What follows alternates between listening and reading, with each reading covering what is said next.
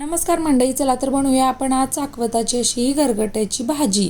पातळ भाजी. तर काय केलेलं आहे, एक पेंडी चाकवताची आणली होती, ती छान साफ करून घेतली आहे, खुडून घेतली आहे. ती आता आपण 2 ते 3 वेळा स्वच्छ अशी धुवून घेऊया. त्याच्यावरती असा पांढरट थर असतो पानांवरती, तर ही भाजी व्यवस्थित धुवून घ्यायची.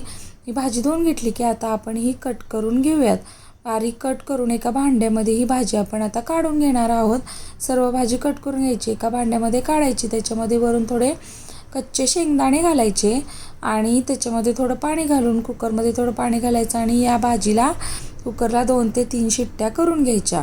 आता ही भाजी आपली शिजती आहे तोपर्यंत आपण काय करूया की खलबत्त्यामध्ये एक 10 ते 15 लसणाच्या पाकळ्या फोडणीसाठी ठेचून घेऊयात.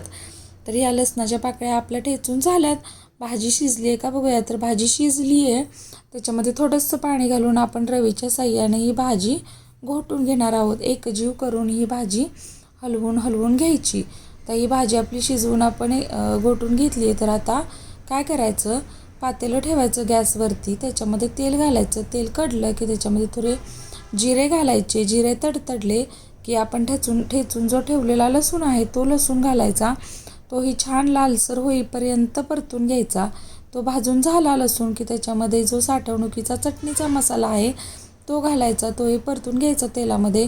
तुमच्याकडे जो असेल घाटी मसाला किंवा कांदा लसूण मसाला तो तुम्ही घालू शकता. नंतर ही आपण शिजवून ठेवलेली जी गरगट्याची भाजी आपण करणार आहोत ती घालायची.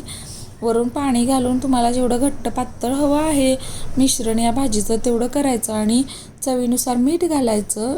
भरडसर जे भाजून ठेवलेलं शेंगदाण्याचं कूट असतं ते 2 चमचे घालायचं. छान भाजी ढवळून घ्यायची, त्याला उकळी येऊन द्यायची. नंतर चमचा घालून त्याच्यावरती झाकण ठेवून, चमचा पालथा घालायचा, वरून झाकण ठेवायचं. एक 10 मिनटं किंवा 5 मिनटं ही भाजी अशी व्यवस्थित शिजवून घ्यायची. तर एकदम व्यवस्थित शिजते भाजी आणि चवीलाही भन्नाट लागते. तर तुम्हीही नक्की ट्राय करून बघा आणि रेसिपी आवडल्यास व्हिडिओला लाईक करा, चॅनलला सबस्क्राईब करा. Thank you for watching.